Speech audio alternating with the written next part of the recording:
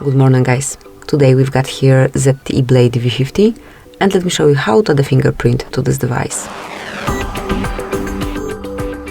First of all, enroll the list of all apps and enter settings. Then find and select password and security and select fingerprint. Now choose the backup to your fingerprint. It can be pattern, pin code or the password. Tap on next, re-enter it just to confirm.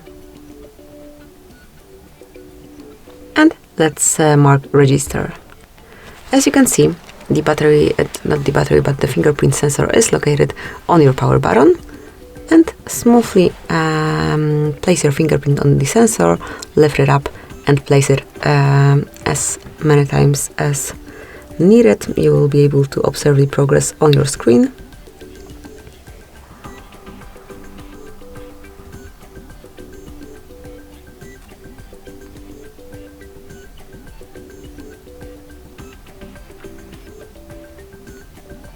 Mark OK, and that's it. From now on you can unlock your device with this fingerprint only.